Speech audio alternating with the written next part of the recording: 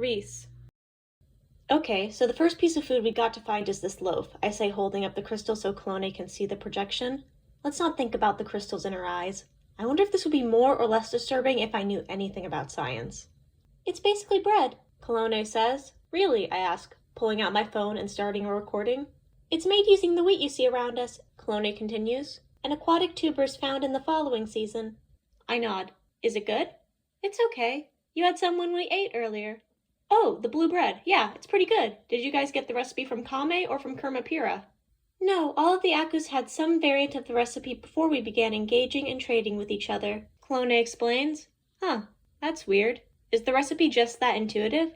Clone hums. I suppose. The seasons are right after each other. I guess it makes sense. Take the thing you got from the last season and mix in what you found this season. Blueberry flickers. Well, I thought it made sense. At this rate, cherry is going to be my favorite blubbert. I'm fairly certain my ancestors would be mortified by that idea, Clone says. Why? Vetus knows Kame will be annoyed if I don't actually translate some of her notes, Clone says, and Blueberry begins squirming in her arms. Clone holds her up and looks down at her belly before turning her around to show me. Clone just wasn't good at history. I laugh. Clone looks incredibly unamused. I was fine at it, she says. You'll have to translate the hints she gave anyways. What's a little more text? It's never a little more text with Kame, and when she asks Reese what she's learned, she'll expect her to remember most of it, so we'll have to read most of it, Clone says as Blueberry flickers. Here's what she has to say about the loaf. It's similar to bread, already mentioned that. It's made using, already went over that. It's one of the oldest recipes that we still use. Here should be the information we're looking for. Some form of the bread was developed by each Aku during the pre-gift era, the time before we started trading with the other Aku. This was done because the season that comes after Chirotritica provides the tubers used. People were more willing to experiment with the tubers during Chirotritica, since our supply of it would be replenished soon. Okay. Saving resources was a big thing before trading, I note, editing the log. A season going poorly could mean losing a significant portion of the population. I stop. What? The importance of the bond between the Akus, Clone says indifferently, like she's been told this 1,000,000 times before, and then repeated it 1,000,000 times after that. The weight of the words just isn't there. Anyways, here's Kame's hint on where to find it, Clone continues.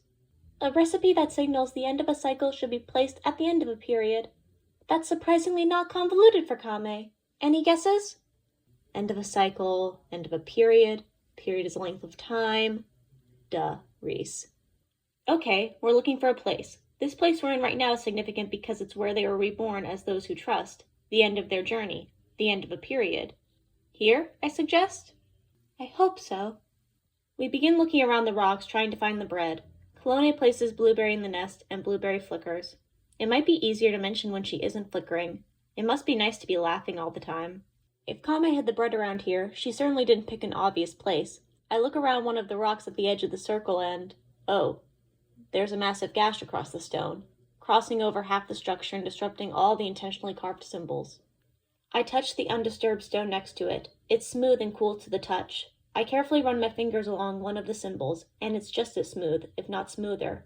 I run my fingers along the jagged edge of the gash. Ouch! Drats! I pull back my finger and there's some blood. Okay, maybe that wasn't my best idea. Reese, are you okay? Clone asks, placing a hand on my shoulder. I turn around and hold up my finger. Clone looks confused. How did this happen? She asks, taking my hand. I was messing with the... I tilt my head toward the gash. Clone turns to the gash. Oh, she says. Sorry, I should have warned you about that. You have to be careful about those. They're quite rough. Yeah, I agree. Clone pulls out a crystal and begins looking over the cut. I turn back to the gashes. They're all over the outside of these rocks, scattered about randomly. Where did they come from? What made them? What could have made them? I don't think the gashes were made by the same tool as the other carvings. I can't say for certain since I haven't seen the tool, but given the size of the gashes, I feel pretty confident in that guess. I didn't see anything in the giant snake that could have made them. The only thing I've seen that could have made those gashes was... that creature. I haven't seen anything else that could have. It had to have been... Reese! Clone says. I turn back to her. She looks worried. You're spacing out. Yeah, I'm okay, I say. I turn back to the gashes. When you first got here, I start. When your people first started living on the Akus, were they attacked? I can't quite read the expression on Clone's face before it morphs into a sad smile. Yes. Oh, I say. What else can I say? Nothing. For a second, I feel like I can see the long bone-like fingers curling around the crumbled stone. Snap out of it, Reese. They can't be here. How could they get through the ice? How could anything get through the ice? Colone? Yes? How could anything get through the ice? How did you guys get through the ice?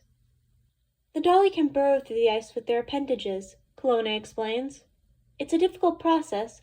They have to go through slowly to let the ice close behind them to ensure they don't flood the Aku's dome, causing the Aku to sink and die in the depth of the coldest layer, one they never traveled to. That sounds ominous. And how do we know they haven't followed us? I ask, looking around for any signs of them. Colone smiles enigmatically. We trust. The crystals, I say.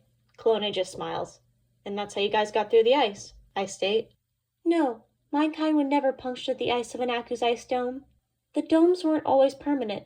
There was a time where they only existed for a little over half of the cycle, so my kind would enter before they were formed and leave after they melted away. Now, using crystals, the domes are present all cycle round, even when the ice melts, so we never have to leave. The only ones who leave are us, Outlier.